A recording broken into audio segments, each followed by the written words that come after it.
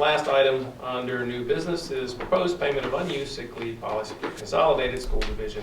I think that is something a lot of people had been inquiring about.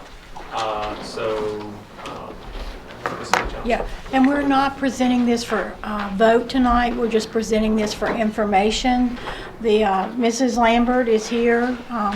She's been working with Mr. Fred Vaughn, myself, Mrs. Kimberly Halterman, on coming up with a plan, and JRTC, Mr. Spangler, for a plan to how we can use the current policies we have, consolidate them, the sick leave for our current employees, and merge them into a new school division. And this is a very fine draft, in my opinion, of what they've come up with to do. So you've got a copy, I believe, I hope.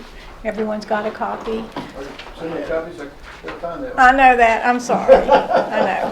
I'm a paper pusher, I'm sorry. I don't think it was in that folder, maybe. It's in the same one that had the slides. Okay, okay. Or at least mine. Yeah. Okay. I know which one that is. Got it. Okay. Good evening. This is a little different. We stand here. Thank you for the opportunity to speak to you tonight about this, because this has been a grave concern, big concern of our employees, past and present. I've had retirees to contact me about it, want to know what was going on. So without further ado, I'm just going to move quickly through it. The last product that you got, the copy, was what Mrs. Sneed Johnson said, very preliminary. We've met several times. Our list started out for the Human Resources group of about 20 or 21 items, and I think we're up to 36 at last count. So a lot of this is just a work in progress. But this proposed regulation or policy, how it is chosen to be identified, recommends terminal pay for unused sick leave upon retirement or death while in active service. It would be applicable to all full-time employees who receive sick leave currently. And I'm just going to quickly go through it. The payment of unused sick leave upon retirement or death while in active service says that the Allegheny County Public Schools, Covington City Public Schools, and Jackson River Technical Center employees shall carry forward all accrued sick leave, personal leave, and annual leave as earned by the employee prior to consolidations of school on July 1, 2022. Certification of all carry forward leaves will be provided by Allegheny County Public Schools, Covington City Public Schools, and JRTC employees by August the 16th, 2022. Included in the certification will be relative payment at the rate that currently was the policy of the school standard then prior to July 1, 2022. In other words, Covington City Schools, we would go with their policy. Allegheny County Public Schools employees with theirs, and JRTCs with theirs. We'd have that certification letter that would go in the file so that we can move forward. Because on July 1, 2022, basically people start over with whatever is going to be incorporated into the Allegheny Highlands Public School System policy or regulation.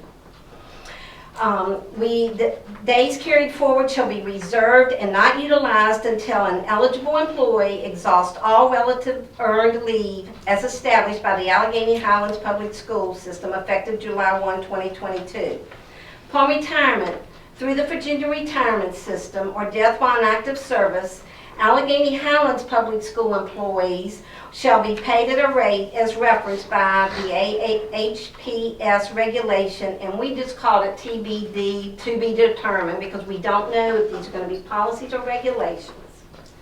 Any unused reserve sick leave shall be paid as referenced in Allegheny County Public School regulation, and again we just named them, or the Covington regulation, or the JRTC regulation that's currently in effect.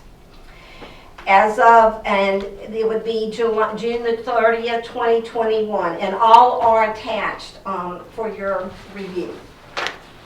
Eligible employees must have worked for 5 years in the Allegheny County, Covington City, Jackson River Technical Center, and/or Allegheny Highlands Public Schools immediately prior to VRS retirement and/or death. So in a nutshell, that is the first thing that we addressed as an HR group. Any questions? Not a question, but just appreciation for you and Mr. Vaughn taking this on. You didn't reinvent the wheel, but you had to put it down.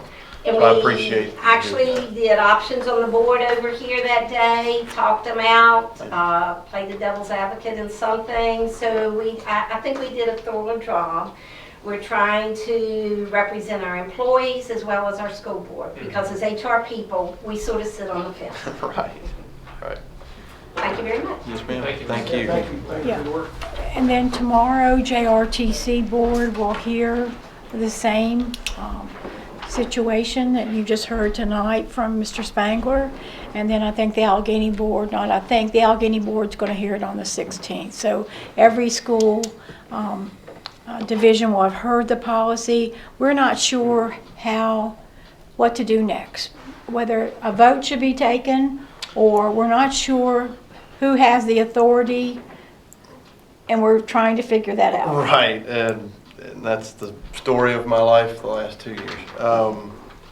What I think we're probably looking at is at least a vote of approval From each.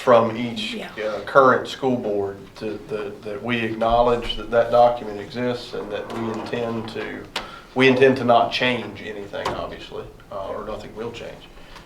And then that will serve maybe as a springboard for consolidated board to ratify, in addition to coming up with forming its own policy with regard to that. And of course, you got 3 different examples of what school divisions do. And having dove just briefly into that, there's a fair bit of variation around the state as to what they do with sick leave and unused vacation. So again, not reinventing the wheel necessarily, but I think the task will be on the consolidated school board to find a bit of a Goldilocks zone there, something that rewards staff that are diligent and come to work every day, but then something that also is affordable for the division. So there's always a balance. Right.